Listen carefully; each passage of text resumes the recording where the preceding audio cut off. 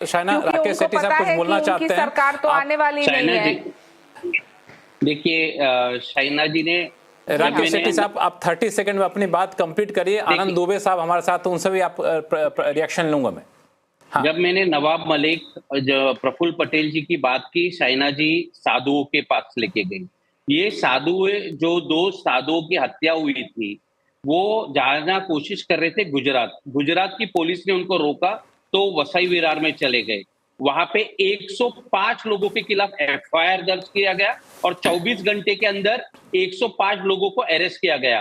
वो 105 लोग सभी के सभी, मैं शाइना जी को बता दूं, सभी हिंदू थे, ना कोई और जात और प्रांत के नहीं थे, सब हिंदू थे। 105 को अरेस्ट किया गया, उसमें से 4 बच्चे नाबालिग भी थे और पुलिस के सामने हुआ गया, इसलिए 4 पुलिस को तत्काल सस्पेंड किया गया। दूसरी बात मैं ये पूछना चाहता हूं कि जो आपकी सरकार है, इसमें लॉरेंस बिश्नोई नाम का एक गैंगस्टर, इसका नाम आ रहा है।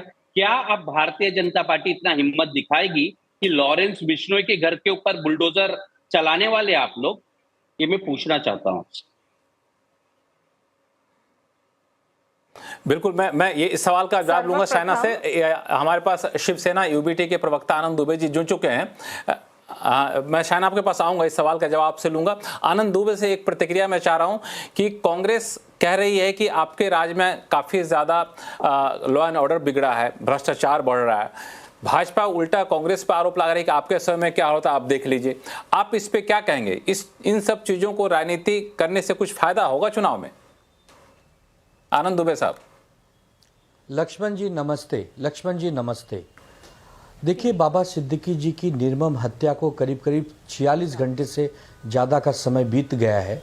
जिस प्रकार पुलिस बता रही है कि 6 से ज़्यादा आरोपी चिन्हित हैं, लेकिन अभी तक 3 आरोपी को ही पुलिस ने पकड़ पाने में कामयाबी हासिल की है। 3 आरोपी अब भी फरार हैं, 3 तो चिन्हित हैं, पता नहीं कितने अदृश्य होंगे, कोई नहीं जानता। 15 दिन पहले बाबा सिद्दीकी जी ने कहा कि मुझको थ्रेड है, मुझको धमकी दी जा रही है, मेरी जान को खतरा हो सकता है, मुझे सुरक्षा मुहैया कराई जाए।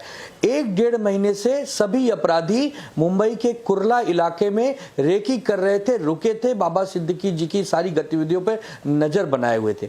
एक सरकार होने के नाते, एक 3 बार का विधायक, पूर्व मंत्री और उनका बेटा वर्तमान में विधायक, सरकार के पक्ष में खड़ा विधायक यदि सुरक्षित नहीं है तो आम जनमानस का क्या होगा? लक्ष्मण जी, ये दर्शकों के विवेक बुद्धि पर छोड़ता हूं। दूसरी, कल की एक घटना, एक व्यक्ति जिसका नाम है आकाश माइन, वो कल रात को मालाड इलाके में उसे पीट कर अपराधियों ने मौत के घाट उतार दिया। उनके माता पिता को पीटा, उनकी धर्मपत्नी जो गर्भवती थी उनको मारा पीटा।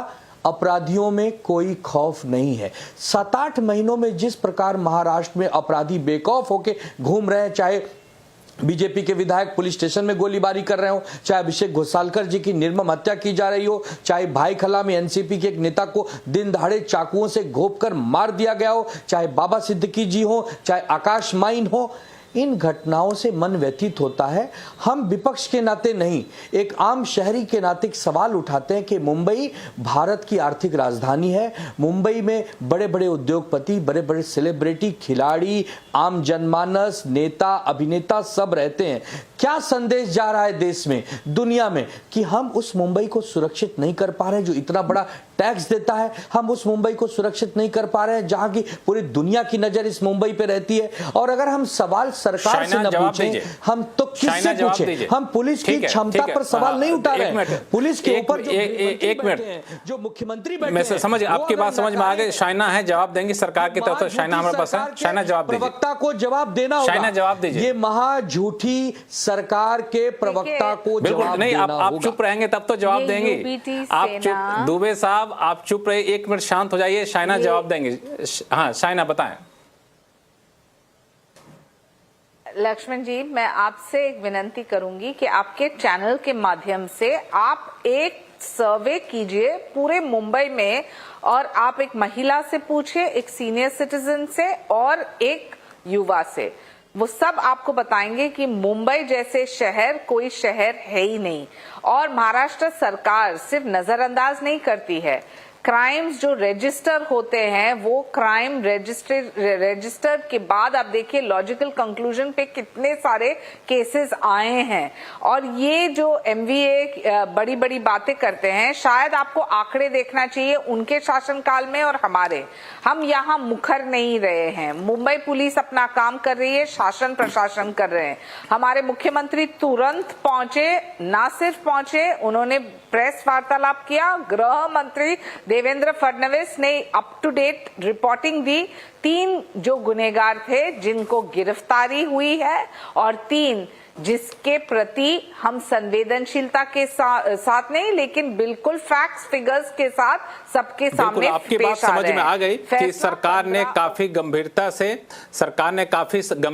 मुस्तैदी से इस मामले पे एक्शन लिया है। 3 लोगों को गिरफ्तार कर लिया गया है। मैं आपके पास आऊंगा। मैं हर्षवर्धन त्रिपाठी और मयूर पारिक, हमारे पास 2 वरिष्ठ पत्रकार हैं जो शाइना कह रहे थे कि एक निष्पक्ष सर्वे कराइए। तो दोनों लोग ऐसे हैं जो ग्राउंड की रिपोर्ट रखते हैं। हर्षवर्धन, सबसे पहले आपके पास मैं आऊंगा। क्या वाकई महाराष्ट्र और मुंबई में लॉ एंड ऑर्डर इतना बिगड़ गया है? हर्षवर्धन, देखिए, दरअसल अभी या सिर्फ ये राजनीति है? एक 2 तरीके हैं किसी भी जगह की लॉ एंड ऑर्डर को देखने के लिए। एक है तात्कालिक घटना और एक है कि ओवरऑल क्या है। मुंबई देश में सबसे सुरक्षित शहरों में है, इसमें कहीं कोई भ्रम नहीं। और इस सरकार के दौरान कोई ऐसी बड़ी घटना नहीं होती हुई दिखी, वरना तो हमने इस देश के सबसे बड़े उद्योगपति मुकेश अंबानी के घर के बाहर भी जिलेटिन की छड़ें देखी, तो हमें वो याद है। और उसके बाद वो कैसे वो कारोबारी मार दिया जाता है वो भी हमें याद है। सचिन वाजे लोगों को भूला नहीं। तो मुझे लगता है कि अगर इस सरकार की बात करेंगे तो लॉ एंड ऑर्डर बेहतर रहा है। लेकिन जब हम बाबा सिद्दीकी की हत्या की बात करते हैं तो बिल्कुल लॉ एंड ऑर्डर पर सबसे बड़ा सवाल खड़ा होता है। किसी भी घटना को कोई रोक नहीं सकता। कोई कह देगा कि गोली कोई भी मार सकता है, हत्यारे हैं तो, लेकिन वाई कैटेगरी की सुरक्षा थी उनको और उनकी सिक्योरिटी अभी ही अपग्रेड की गई थी।